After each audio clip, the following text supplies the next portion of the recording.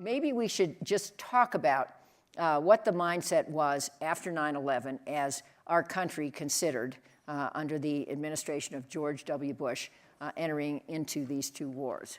Maybe we'll start with Dave.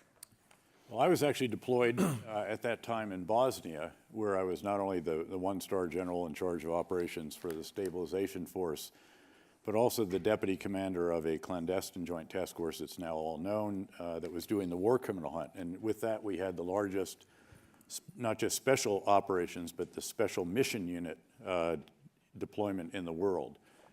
And so we were very plugged in when this all happened. And then as the intelligence spigot turned on in the wake of 9/11, and little known fact, the first counterterrorism operation after 9/11 was actually not in Afghanistan, it was actually in Bosnia. And as I mentioned, I was the deputy commander of that. We felt a sense of ticking time bomb scenarios strategically in the wake of that. There was a sense that there's more to come. That this was not just a one-off, but that this was the first action, the first operation of a campaign of terrorism that would target our country, our citizens, and our allies around the world. And that was the context, of course, in which you voted, the Congress voted, the country reacted, and of course, President Bush made the first of a number of fateful decisions to, of course, deploy our forces to Afghanistan and to eliminate the sanctuary in which al-Qaeda had planned the 9/11 attacks, had conducted the initial training of the attackers, all under the control of the Taliban when the Taliban controlled that portion of Afghanistan.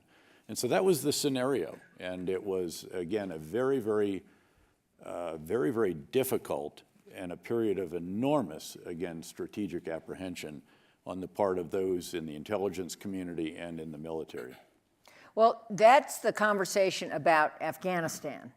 I doubt anyone disagrees on that, and we'll get into how these wars were prosecuted. Segue to Iraq. I put out there what my thoughts were, and I want to turn to Ryan, because Ryan, I think you were dubious about our going into Iraq. And I remember in Congress, Bob Graham, Senator Bob Graham from Florida, who then chaired the Senate Intelligence Committee, said, big mistake, we shouldn't go into Iraq. And his reason was, it wasn't about WMD and the quality of the intelligence. It was about the fact that we would take our eye off the ball in Afghanistan, which was an interesting reason. And I thought, no, most of our action in Afghanistan is already over. That turned out to be wrong.